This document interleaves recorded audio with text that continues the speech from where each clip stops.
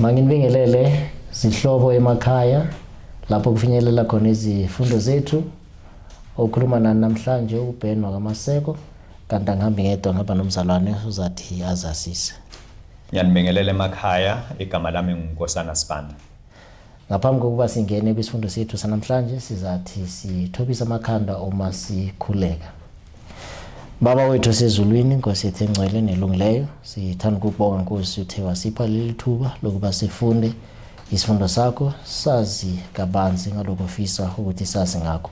Siyathemba ke Nkosi ukuthi lesi sifundo sizathi sisikhanyisele, sisenze sibe labo abazi ngcono ngawe, nalabo ezathi silungise izimilo zethu zibe izimilo ezifanele lapho uzathi ubuye uzothatha abalungileyo. Konke lokhu sicela sikubonga ngaNkosi yethu Jesu ephila manje naphakade. Amen. Amen. Singena ke kwisifundo sethu sekota yesibili kulonyaka esithi sona Essentials of Prophecy, ukubaluleka kweziprofeto. Sizobe sibheka kakhulu kwisiprofeto sika Daniel noma kwizincwadi zika Daniel no John. Sizothi sifunde ngazo kabanzi ke. Kanti ke isifundo sethu salekota sikhuluma kakhulu ngokubhekisisa ukuthi uNkulunkulu kuzo zonke izinto azenzayo akazenzi ebunyameni abantu bangazi, kodwa ke unikeza ngabaprofeti bakhe ukuthi mabazi ukuthi kuyakwenzakalani. And futhi kanjalo uNkulunkulu uthanda ukuthi aveze izinto ezizathi zenzakala ngesikhathi esizayo. Enelana siyathola ke ukuthi uNkulunkulu wenzile lokho ngabaprofeti bakhe, izehlakalo ezathi zenzakale ekuhambeni nalezi futhi esezenzakele. Konke lokho siyaye sikuthole sikufunde lana ngezwi lakhe. So njengoba besengishilo isifundo sethu lana sikhuluma kakhulu noma sicubungula iziprofeto ezicukethwe kwincwadi kaDaniel kanye futhi nencwadi kaJohn. So siphinda futhi siyakhuthazwa ukuthi masifundeni kwincwadi ebhalwe uUriah Smith ethi yona Thoughts on Daniel and the Revelation. Kuthiwa masingafunda leyo ncwadi leyo sizathi sibe nolwazi ole ngaphezulu kokwazi lezi ziprofeto noma lezi isambulo esithe sabekwa. Ke namhlanje ke kwisifundo esibhekane naso kwisifundo sokucala kule kota kuyisifundo esithi sona introduction to prophecy, isingeniso kwiziprofeto. So sizathi sifunde ngaso ke kakhulu lesi sifundo, sizwisise ukuthi iziprofeto ziza kanjani nokuthi iziprofeto sifanele sizithathe kanjani. Sithola ke izwi lokuvula litholakala encwadini kaPeter wesibili 1 verse 19 lithi lona, we have also a more sure word of prophecy, whereunto ye do well that ye take heed, as unto a light that shineth in a dark place, until the day dawn and the day star arise in your hearts. And then kwaphinda futhi sanikezwa lana kumazwi ya Bible Training School December 1 1912 athi wona, history and prophecy testify that the God of the whole earth revealed secrets through his chosen light bearers to the world. Kafishana ke lana sithola isandulelo sesifundo sethu lapho sisinikeza khona ukuthi sinegama sinelizwi eliqinisekile ekuyilizwi lesiprofeto leli lisibonisayo izinto ezathi zenzakale ngaphambili kokuba zenzakale.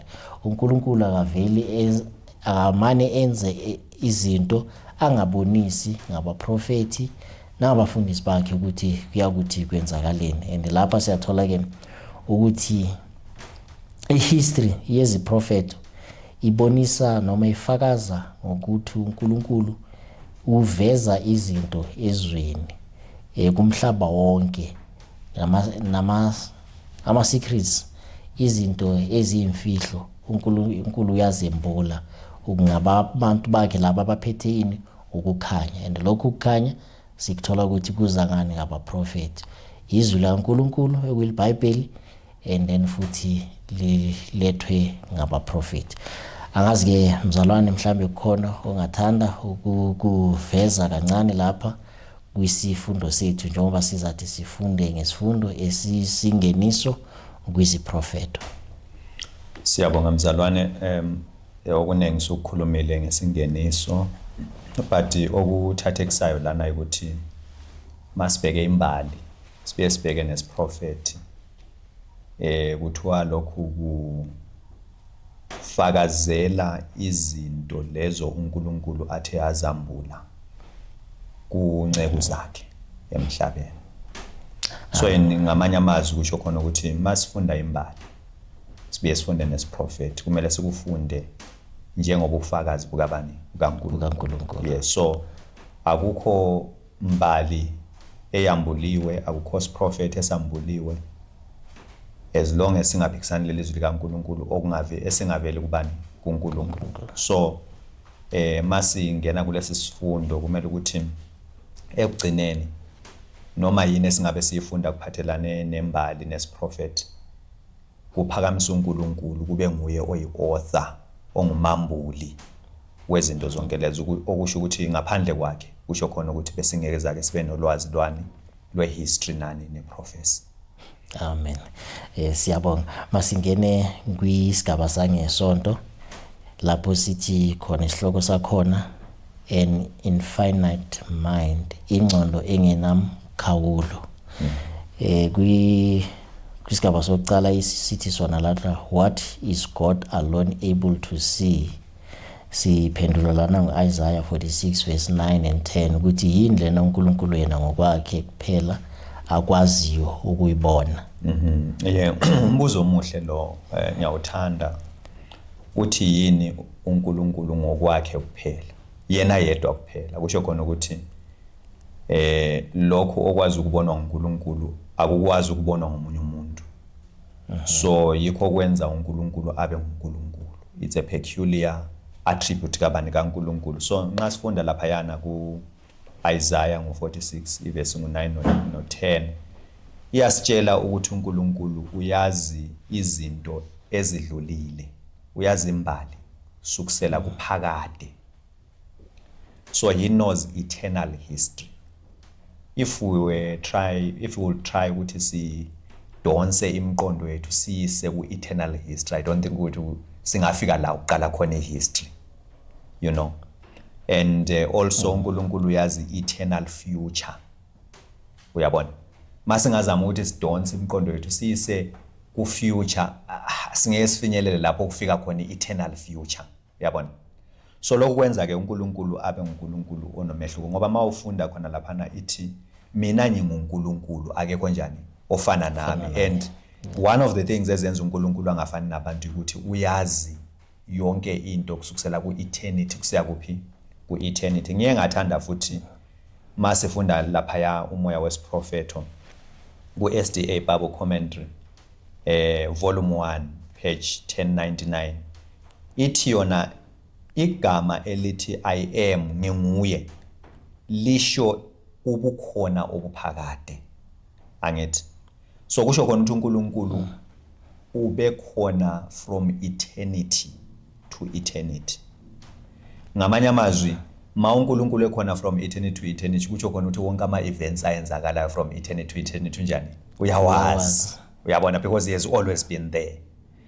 Actually what is so amazing and interesting ukuthi uNkulunkulu ukhona nakuphakade. Uyabona, elingakafiki yena senjani sekakhona, sefikile kudala lapha ya. Uyazazi izinto leziyana ezonjani ezokwenzeka. Uthi the past, the present and future are alike to him. Kuyafana kuya kunamehluko. Okudlulile lokunamhlanje lokusasa kuye ku-knowledge yakhe kunjani kuyinto nje. Kubonakala ngathi into eyenzeka today. Ithi yona lana the way uNkulunkulu abona ngakhona ivision yakhe is clear as if like are the things esizibona zenzakala namhlanje kithi. Yes. So that lokhu kubonisa okubukhulu bukaNkulunkulu the way angakhona. Angakhona. Yes. Yeah, and then dana ku B yona bese ithi yona yini lena uNkulunkulu ayenzayo ngalolu lwazi analo. Njengoba sithola ukuthi uNkulunkulu unolwazi olungaka, ubona izinto zakudala ezandlula as if like izinto ezenzeke namhlanje abona izinto ezisekude nokwenzeka as if like nayo izinto ezenzeka namhlanje. So yonke lenhlakanipho anayo noma ne-knowledge kuthiwa lana, what does our Lord do with this knowledge? Wenzani ngayo? uNkulunkulu uyayilawula le knowledge. He orders it or he manages it. In other words, kusho khona ukuthi yonke into esibona isenzeka, uNkulunkulu uyilawulile. He has managed that things, he has ordered that those things zenze njani zenzeke. Ngoba uDaniel mayekhuluma ngaye lapha yana kuDaniel ngo2 verse 22 ku22 uthi yena uNkulunkulu nguye onjani otshintsha izikhathi. Yabona, he changes times and what and seasons. Uthi futhi nguyosusa amakhosi abeke ini, abeka amakhosi.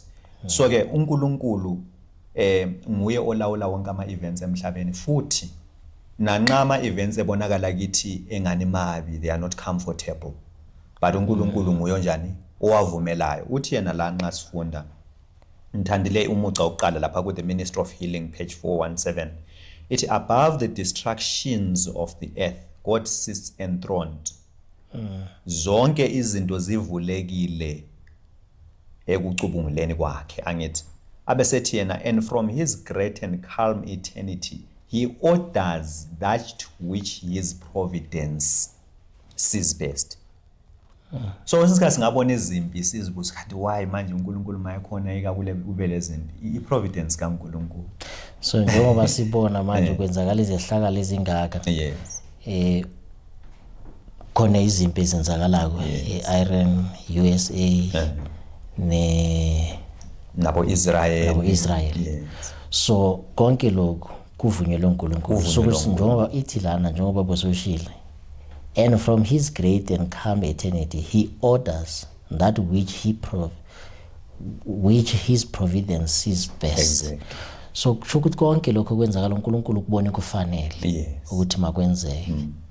Hayi ukuthi uNkulunkulu mhlawumbe uyayekelela nje, hayi ukuthi kwenzeka ngemistake or by chance. No. Because God knows kuluhlelo lakhe. Yes, kuluhlelo lakhe. And one thing that we need to ukuthi okumele ukuthi sikuqaphele kakhulu ukuthi zona lezi zimpi, for instance njengoba sikhuluma ngabo Iran and all these activities ezenzakalayo, akusikho ukuthi uNkulunkulu zimzumile kuvuke kusenze uNkulunkulu wasebona kwenzeka namhlanje, but he saw it, wakubona phambilini ukuthi kuzobe lani lezimpi ezinjalo, wavuma ukuthi kwenzeke. That's why lapha nakuDaniel ithi he knoweth what is in the darkness and the light dwelleth with him. So he like it ayikho into engathi mhlambe imphandle ukuthi angaboni ukuthi lokho kwenzeka. Konke lokho kwenzekalayo kwenzakala ngoba uNkulunkulu ethe wakuvumela. Okay. Maybe singene ku Bhibhe simthintile. Ngu Monday secrets revealed, izimfihlo zenze njani ziveziwe. Ku impendulo yembuzo itholakala kuAmos 3 verse 7 na ku Revelation 1 verse 1 it, what does God do when ready to work out his will on earth? Ngabe uNkulunkulu wenzani lapho sekalungele khona ukusebenzisa intando yakhe emhlabeni? La sithola ukuthi uNkulunkulu akulanto ayenzayo emhlabeni engaqalanga wasazisa ngaba prophet. So yonke into ezokuthi yenzeke uNkulunkulu uqala enze njani? Azisa abantu, ayiveze ukwenza ukuthi sibe ready for those things. Like for instance sikhulume ngokuthi izimpi ezikhona namhlanje, masifunda izwi likaNkulunkulu lakhuluma kudala ukuthi kuzoba nani nezimpi ezinjalo. So njengamaKristu akumelanga ukuthi masizibona lezi zimpi zisenzeka sesithuka thina ukuthi kanti why izokusenzeka kanje, because uNkulunkulu uqale kanjani wasazisa. You see, so uthi yena lana kuAmos 3 verse 7, ngempela inkosi uNkulunkulu ayenzi lutho ngaphandle ukuthi iveze imfihlakalo yayo ngezinceko abayini prophet. Yes, so ke kumele ukuthi zonke izinto eziveziweyo sizihlolisise, ngisho nasezwini likaNkulunkulu. You know, ngabe kuthiwa besihlola izwi likaNkulunkulu ngabe silolwazi olukhulu kakhulu, but siyayekethisa ukuhlola izinto ezinjani esizivezelweyo. For instance iBhayibheli njengoba linje konke okulotshwe lapha into eziveziweyo kodwa umbuzo ukuthi siyazazi yini siyazazini siyazifunda yabona na uNkulunkulu uvezile ngabaprofeti kwalotshwa phansi siyazifunda na siyazazi na and the reason ukuthi asizifundi masokusehla ezinye izehlakalo emhlabeni ebekade zilotshiwe senje siyathuka simangale ukuthi sokusenzekani ngenxa yokuthi asizange senze njani sifunde lokho okuyimfihlakalo uNkulunkulu akwambule ngabaprofeti bakhe. Ithi yona la ku-Desire of Ages ku-page 234, God has given these things to us, and his blessings will attend the reverent, prayerful study of the prophetic scriptures. So uNkulunkulu uvumelile ukuthi lezi zinto senze njani sizazi and usinikezile, and ukuze sibe nolwazi oluphelele kulezi zinto kufanele sibe nokukhulu ukuhlonipha nokuthandaza sizithobe phambi kwaNkulunkulu ukuze sizwisise lezi zinto uNkulunkulu aziveze ngabaprofeti bakhe. So ke into okumele ukuthi siyigcizelelana ukuthi izwi likaNkulunkulu liyisambulo from Genesis to Revelation kulotshiwe sikwambuleyo. Akumelanga sesabe ukungena sijule sifunde ngoba izwi izambulo zikaNkulunkulu ukulobele ukuthi sinjani sikwazi you know. Ya njengoba siyitholile futhi kuleli izwi lika Revelation 1:1 ukuthi uNkulunkulu unikezile inceke yakhe uJohn wamnikeza isambulo. So incwadi yesambulo kusho ukuthi into eveziwe. So kufanele sika-understand lokho singathi isambulo siyincwadi efihlakele nencwadi engazwakali. Lena kuyincwadi yesambulo kuthiwa lana uthi lana uNkulunkulu has sent ukuthi kulento lena inceke yakhe through his angels ukuthi baveze kuJohane izinto ezathi zenza njani zenzakale kulomhlaba esiphila kuwo. Okay, masingene kusigaba sesibili. Kungani uNkulunkulu athumela imibiko enjena noma why does God send us such messages? Usinikelelana ngalama messages. uNkulunkulu uyasithanda. Masifunda lama verse la sizothola ukuthi uNkulunkulu usibheka njengabantwana bakhe. Uthi uthando lungaka uthi thina sibizwe kuthiwa yini singabantwana bakaNkulunkulu. Masifunda kuJohane 1:12 lapha na ithe yona laba abamamukelayo uKristu abanika amandla ukuthi babizwe kuthiwa yini ngabantwana bakaNkulunkulu. So uNkulunkulu will never hide izinto kubantwana bakhe. Ufuna sibe nolwazi. You know, ufuna sibe nolwazi olugcweleyo njalo futhi kumele ukuthi sibe nolwazi lolo luzokwesenza sazi ukuthi kumele sibe njani phambi kwakhe ubani phambi kwakhe uNkulunkulu. So ngithandile lapha yana masifunda ku Signs of the Times January 30 1893 ithi yona iBhayibheli liyincwadi emangalisayo. You know, ithi yona lana it is a history that opens up to us the past centuries. Ngaphandle kweBhayibheli besizobe sigesa. Bese ngeke sibe nolwazi nezinto. Ithi siyobe sitshelwa izitori. Yes. Ezingeke zisisendawo.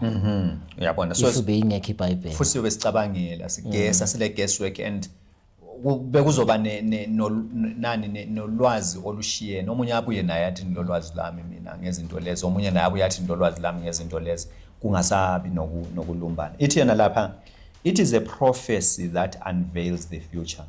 It is the word of God unfolding to us the plan of salvation. Ngenye into uNkulunkulu asambulele yona lezi zinto. Ufuna sizwisicebo lani lensindiso. Sazi indlela yokuthi singasindiswa njani ngoba siye sahlubuka kuNkulunkulu ngenxa yokwele sonweni. uNkulunkulu ufuna ukuthi asibuyisele futhi ngakuye. Ya njengoba soyisho bathi lana it point lisikhomba pointing out the way by which we may escape eternal death and gain eternal life. Yes. So of all the books that flood the world, however valuable, the Bible is the book of books, most deserving of our study and admiration. So kubonisa ukubaluleka kweBhayibheli ukuthi libaluleke kangakanani. Kuyilo elisenza ukuthi sibalekele ukufa. Ngoba kulo sithola impilo. uNkulunkulu lethile izwi lakhe ukuthi masibalekele ukufa sibe nokuphila. Libekwa lana njengencwadi engaphezulu kwazo Yezincwadi. zonke izincwadi esingazithola emhlabeni nanoma zingabe zibaluleke kangakanani Yes. kodwa iBhayibheli lingaphezulu kwazo zonke. njalo uthi yena it deserves our study and admiration. Yebo. But siyadonda ukulifunda iBhayibheli. Mawulibamba uyazela usufuna ukulala.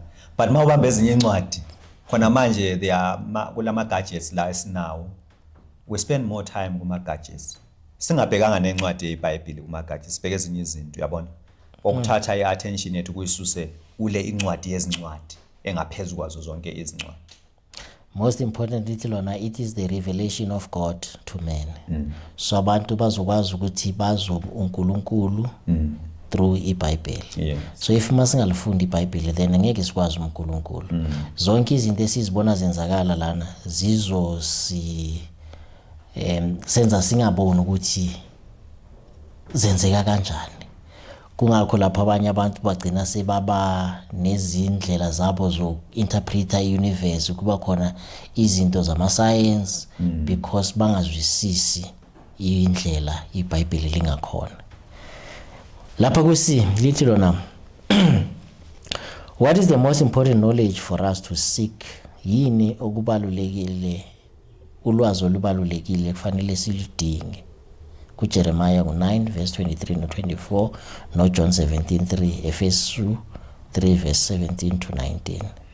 Yes, ngithande kakhulu lapha ku John 17 verse 3 ithi impilo engunaphakade iloko ukuthi sikwazi wena uNkulunkulu wedwa weqiniso no Jesu Kristu onguye njani omthumile. So ke ulwazi olukhulu okumele sigcine siphumelalo lana ngolokwazi nokuqedisisa uNkulunkulu nendodana yakhe.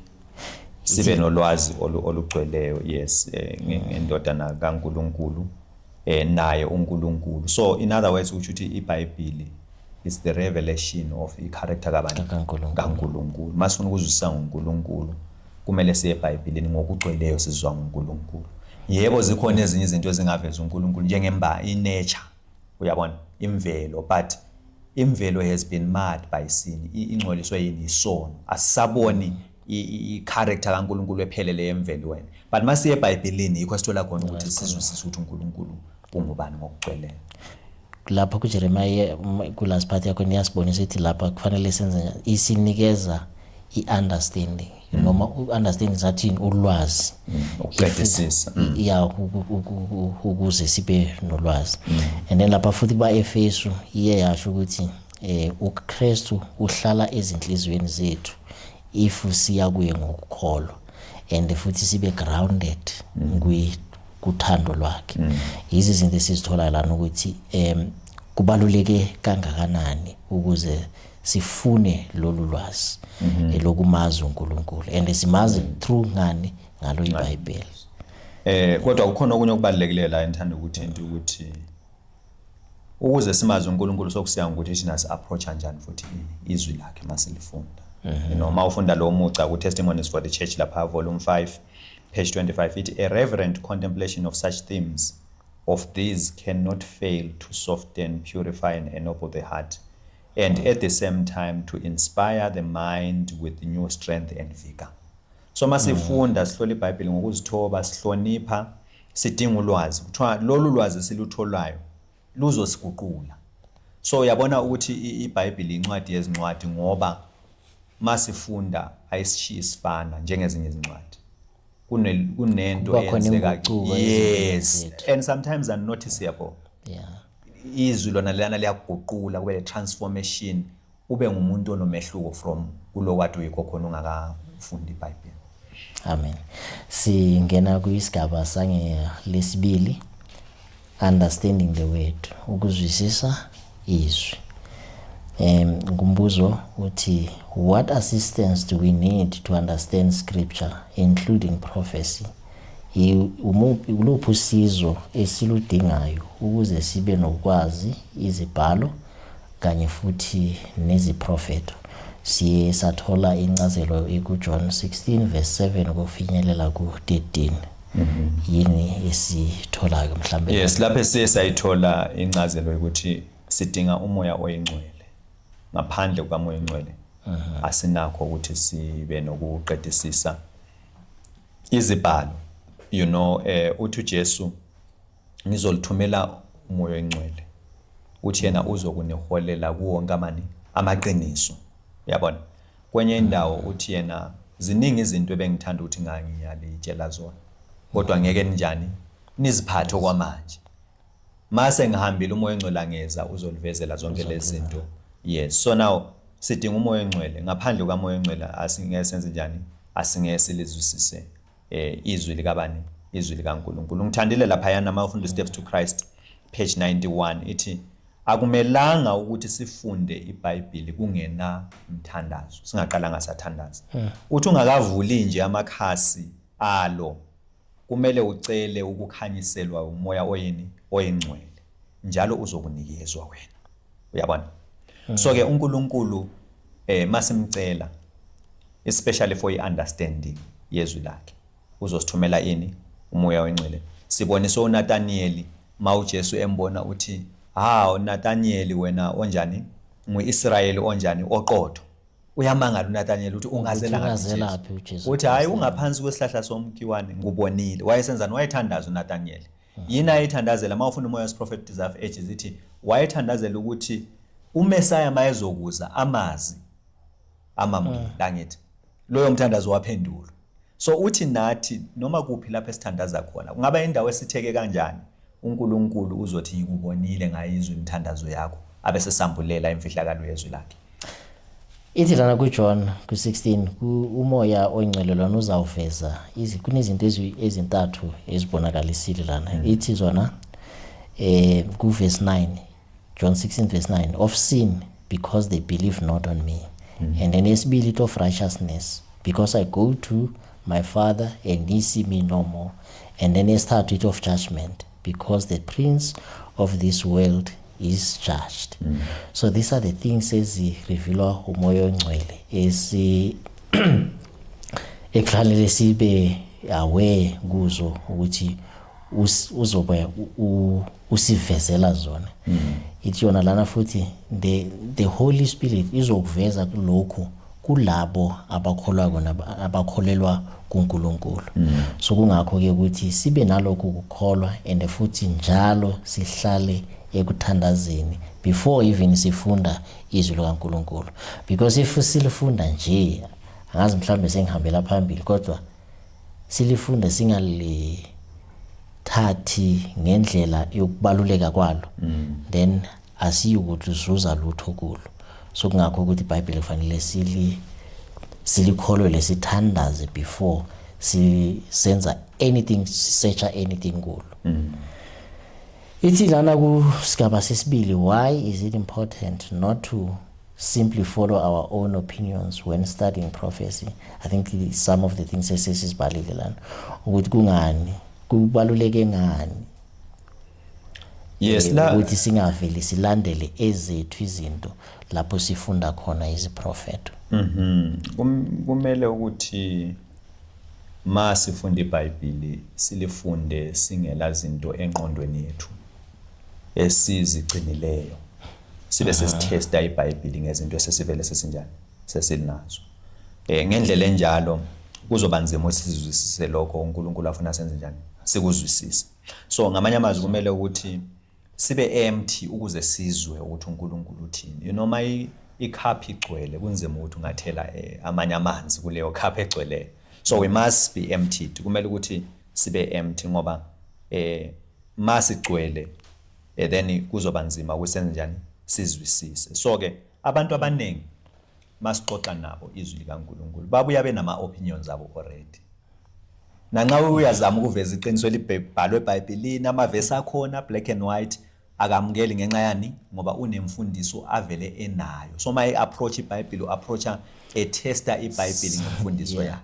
So that's why kuthiwa lana do not read the word in the light of former opinions. Yes. So if makube kunento uthi uyayazi wena then mawuse uye eBhayibhelini ufuna ukuconfirma lento oyaziyo kanti kufanele uye ngendlela ukuthi empty akukho into oyaziyo akukho into oyaziyo. uye kofunda ukuzozwisisa iBhayibheli ukuthi lithini. Actually that is a very great secret and esihlulayo nathi. For instance thina njengama Adventist siyakholwa ukuthi inkosi sivezele sisambulela amaqiniso. But nakithi it applies. For instance iqiniso lesabatha ngiyalazi. Khumbula usuku lwesabatha olugcine lunjani lungcwele. But mangi approach leyo verse I must approach it as if vela ngaze ngizwe ngesangani ngesabatha. That's how Then God uNkulunkulu will reveal uzakuvulela even more. more things ebekade nganjani ingazazi ngesabatha as connected to the Sabbath. So isecret okumele sithandazele ngoba phose sonke asikhona ukuthi si approach iBhayibheli ngaleyo ndlela. Si approach iBhayibheli sesivele sesinjani sinezinto emqondweni yethu. Therefore we are failing ukuthi sizuse iBhayibheli nalezo zinto uNkulunkulu afuna onjani ukusambulela zona asisakhuli naselwazini. Yakubaluleke kakhulu ukuthi mhlambe sizwisise lesi sifundo lesi sokuthi nanoma sikunama group wethu esifunda nawo. Yes. Masingayi kulama group ukuthi ngiyobatshela babonise ukuthi ngazi kangakanani. Mangiye lapha ngokuthini siyakufunda sizwisise ukuthi ilizwi likaNkulunkulu lifuna senzeni.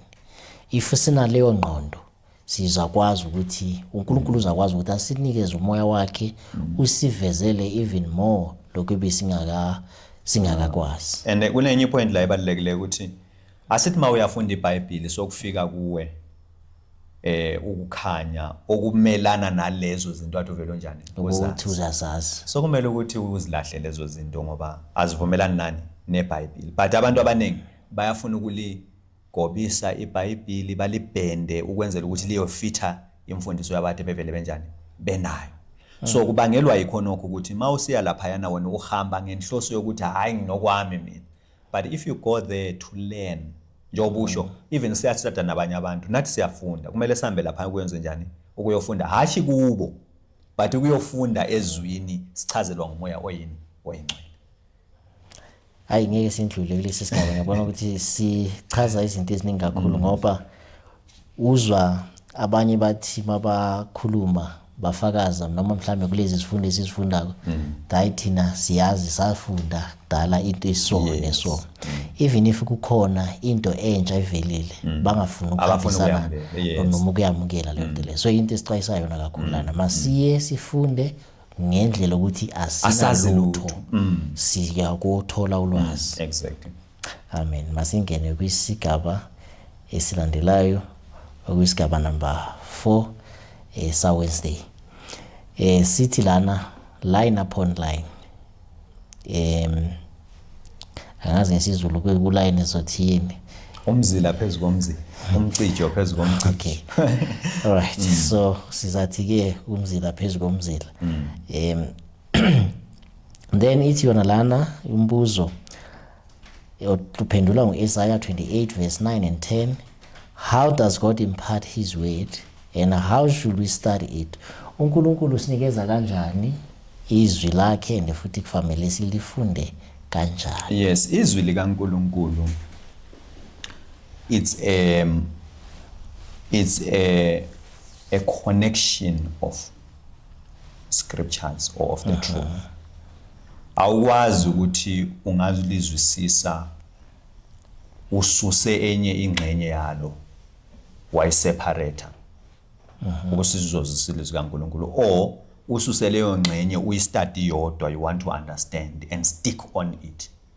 But iBhayibheli is a chain of truths connected to one another. Yabona? Azama ukuhlaziya ngezinto sibona ukuthi lizathi so ngokuthi amanye amagama esintu sigcina siwaswela but engulanda lapha ukuthi iBhayibheli linjengoba linjalo liyiqiniso eligcweleyo ongeke ulinqamunqamule ulehlukanise ukuze ulizwisise. Ngamanye amazwi iBhayibheli liyazichaza lihlangene niyazichaza liyavumelana. I have heard abantu abaningi izikhathi eziningi but no amanye amavesi aphikisana. Ngeke ngabe ngixoxa nomunye umzalwane obekade sivakashele la enkhonza khona. Uthi yena incwadi zika Paul akazizwisisi ubona engani incwadi ezafakwa ngomsebenzi kaSathane ngoba azilethi iqiniso lisimple ukuthi uyabona ukuthi hayi semfundile so right sengizwisisa uze wenze example njengokuthi uNkulunkulu mayethi khona ungabulali, it's straightforward. uNkulunkulu uthini? Ungabulali.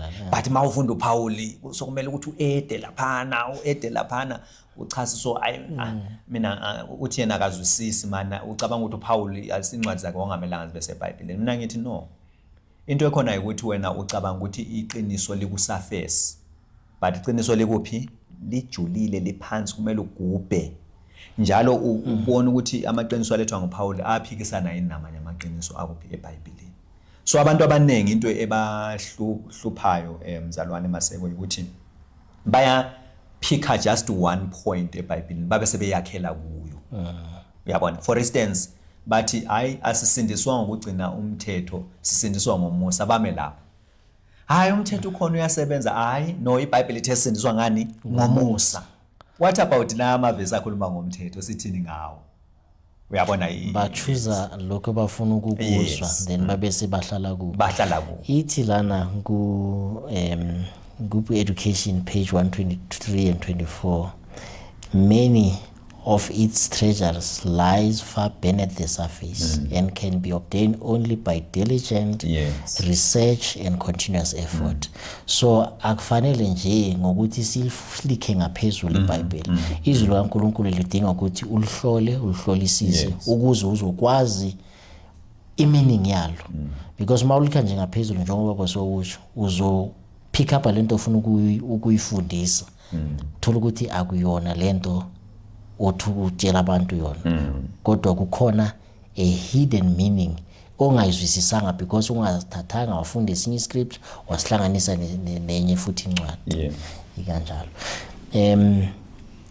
Angazi mhlawumbe masingangena ku B ethi why is every passage of the Bible important? Kungani isahluko nesahluko selizwi leBhayibheli sibalulekile na? Bongenxa yokuthi izwi likaNkulunkulu liwuphila. uJesu Kristu uthi umuntu angephile ngesinkwa sodwa kodwa ngalo lonke izwi liphuma emlonyeni kaNkulunkulu. So izwi likaNkulunkulu liwukuphila. Lona lelizwi esilifunda eBhayibhelini lifana exactly nelizwi elathi akube khona ukukhanya kwabanjani? Kwabakhona. So masilamukela ligcwalisa lezo zinto ezilishoyo ezimpilweni zethu. Ziyaguquka zibe into ezinjani eziphilayo zibonakala empilweni zethu. Njalo liyi-revelation kabani? kaKristu. So masilifunda lisivezela ubani? uJesu. Ithi we should not take the testimony of any man as to what the scriptures teach, but should study the words of God for ourselves. Ithi the mind will enlarge if it is employed in tracing out the relation of the subjects of the Bible, comparing scripture with scripture and spiritual things with spiritual things. You see, nxa silifunda le ngqondo yethu yenze njani? Yathuthuka, siba nenhlakanipho nokuqedisisa okujulileyo ngezwi likaNkulunkulu. Njengoba sesathinta emuva ukuthi liyincwadi yezincwadi. Akukho incwadi engama in comparison nalo iBhayibheli. Lingaphezulu kwazo zonke izincwadi. Yaphinda futhi lana njengoba besesindlule liyasho ukuthi ilizwi likaNkulunkulu lidinga ukuthi lichathaniswe nezinye iscripture sichathaniswe nesinye iscripture. Sithi lana abantu kufanele sibe careful uma sifunda izwi likaNkulunkulu, singavele silikhe ngaphezulu ngoba lokho kuyathi kusikhohlisa. And futhi kubaluleka kwalo lithi lana uNkulunkulu uyalinikeza lithi even from start kuMoses nabaprofeti uNkulunkulu uye wabanikeza ukukhanya ukuze bakwazi ukuhambisa izwi lakhe. So izwi lakhe akusi into ukuthi mhlambe licala manje, into elalokhu likhona kwasemandulo, and kuyilizwi elalifunda liseshwa ukuze abantu babe nokuzwisisa. Singene kwisigaba sethu sokugcina kuyisigaba number 5, studying with wisdom, ukufunda ngokuhlakanipha.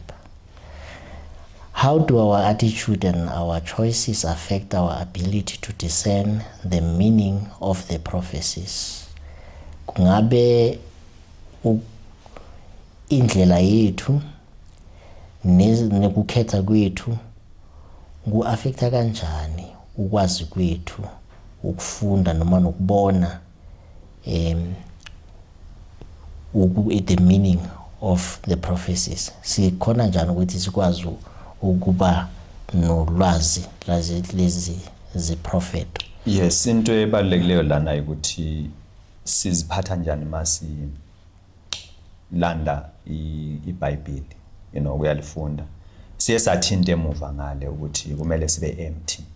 Ngoba laba akhuluma nge-humility ukuthi kumele ukuthi singalandi iBhayibheli ngokungekho inhlonipho, with a feeling of self-sufficiency, uyabona? Yeah. So nxa inhliziyo igcwele ngeprejudice, usathane kuthiwa useceleni kwethu ukuthi ayenze njani, aphevethe aliguqule ilizwi kaNkulunkulu alenze libe izwi elingaphumi kahle, angithi eliyinkohliso. So ke umoya kaNkulunkulu yiwo ozokuthi usincedise ukuhlola. Uma sihlola ngesifiso sokwazi nokuthi sithuthuke esimilweni, umoya kaKristu uyasixhasa ukuthi sibe nolwazi nokuzwisisa nokuqedisisa izwi lakhe. And futhi okunye sikutholana lana kuthiwa if singekho mhlambe attitude yethu nama choices wethu angekho aligned no Jesu Kristu noma noNkulunkulu, then certainly kukhona ukuthi sibe si-aligna nobani? No Satan. So kuthiwa lana many shall be purified, lena kuDaniel isho kanjalo, many shall be purified, labo abenza intando kaNkulunkulu. It says but the wicked shall continuously do what? Wickedly. So into kufanele sibhekisise sikhone ukuhlukanisa indlela yezifundo abantu abaziletha. Kukhona izifundo lezi ezizabonakala ziyizifundo ezingathi zinhle kodwa zikhona ohambisana nazo lezo, kukhona uSathane phakathi kuzo. So kwamele sikwazi ukuthi sibe khona nokuhlola nokubona iziprofeto ukuthi lezi kuyiziprofeto eziqiniso. It lana Satan has led many to believe that the prophetic portions of the writings of Daniel and of John the Revelator cannot be understood, but the promise is plain that special blessings will accompany the study of these prophecies. So uSathane wenza ukuthi abantu bangakhona ba believe ukuthi le ncwadi eka Daniel nesambulo inzima futhi ayizwakali. And uma uyabona leyo ngcondo leyo uSathane wenza njani? Ukunikeza more power yokuthi wenze njani, ukholelwe ukuthi le ncwadi ayikwazi ukuthi izwakale. Angazi mhlambe khona ongasachaza futhi lathi the spirit in which you come to investigation of the scriptures will determine the character of the assistant at your side. That's why ukuthi if uza ngokuzithoba kuNkulunkulu and futhi we are eager prayerfully studying izwi likaNkulunkulu, then uNkulunkulu uJesu Kristu ngokwakho uzathi abe on your side to reveal more of the studies lezo ozifundayo. But if then uza ngokuthemeleza ungezinto izinto ngendlela efanele ukuthi uyenza ngakhona, then uSathane uthatha indawo. Explain the importance of a personal application of truth. Chaza ukubaluleka of ukusebenzisa iqiniso in our personal life. Yes, so lana siyaqhuquzelwa ukuthi uma sifunda izwi asingalifundela ukuthi sifuna ukuprove abanye abantu. But kumele ukuthi silifundele ukuthi sifuna ukuba nolwazi lokuthi kumele sibe ngabantu abanjani phambi kaNkulunkulu. So ke sifundela ukuthi sithuthuke thina, izimilo zethu zenziwe njani, ziguquke ngezwi likaNkulunkulu. Ngithandile lapha uJohn uthi uma senza intando yakhe sizokwazi imfundiso kabani? kaKristu. We shall know his doctrine. Masenza intando yakhe. So yini yenza ukuthi abantu bangakhuli isikhathi esiningi olwazini ukuthi si approach iBhayibheli ngokufuna ukuya debate, ukuyabonisa abanye ukuthi thina siyazi ngcono, kukanti izimilo zethu contrary to kulokho nalokho esikufundisa abanye abantu, uyabona? So kumele ukuthi ilizwi lisiguqule kuqala. Njalo lapha caciselwa ukuthi kumele ukuthi si-approach iBhayibheli nge-meekness, sibe meek, umuntu ozehlisayo, sibe le teachable spirit, sibe ngabantu abafisayo uku-instructwa ukuze sihambe ngokuqonda phambi kaNkulunkulu. Blessed is he that keepeth the saying of the prophets of this book, usho kanjalo ku-Revelation 22 verse 7 ukuthi lezi zifundo nalezi ziprofeto lona ozigcinayo uzathi enze njani, abusiso. Ithi lana, if any man will do his will, he shall know of the doctrine, John 7 verse 17. And he declares by the apostle James, if any of you lack wisdom, let him ask of God, that giveth to all men liberally and upbraideth not, and it shall be given him. And then but his promise is only to those who are willing to follow the Lord wholly. So kulabo bonke abazimisele ukuthi bazathi bamlalela uNkulunkulu ngokuphelele, then inkosi izathi ibe nabo, and izathi futhi babe nolwazi olungaphezulu kwabo bonke. So isifundo sethu ke sizathi sime lapha, ngaze mhlambe mzalwane unakho mhlambe uthanda ukusummarize. Yeah, engakusho ukuthi ipoint ephume yabaluleka ngokuthi iBhayibheli yincwadi yezincwadi zonke. So in other words, akungabi nencwadi ethatha indawo yeBhayibheli, iBhayibheli bese libuya ku-second place, but iBhayibheli alibe le primary place ezimpilweni zethu, you know. Silibalulekise, silifunde ngendlela enjalo nezimpilo zethu zokuguquka, sibe lokho uNkulunkulu athanda usenze njani, sibe yikho khona. Siyabonga, inkosi ibusise ukufunda kwezwi layo. Amen. Amen. Sizathi ke sikhuleke, umzalwane sikhulekele. Baba Nkosi engcwele, siyabonga isikhathi esihle sinikeze sona ubana sifunde ilizwi lakho lokuphila. Sicela umoya ongcwele usichazele lokho esikufundile, nabo bonke abasemakhaya ababebekile bemamele isifundo lesi, ukuze silungiselelwe ukuza kwenkosi yethu okuseduzane. Sinike umdlandla wokufunda ilizwi lakho, silifundele futhi ukuthi siguquke sibe yilokho othanda ukuthi sibe yikho khona. Konke lokhu sikucela sinethemba egameni elihle lenkosi uJesu yakhuleka. Amen. Amen. Sibonge-ke ukuthi nithe nahlala nathi kwaze kwafinyelela ekupheleni kwesifundo sethu. Siyanimema futhi-ke kwisifundo esilandelayo ekuzaba kwisifundo number 2 kule kota esithi isihloko sakhona God's Messenger to Kings, izithunywa zikaNkulunkulu kubaholi. Amen. Amen.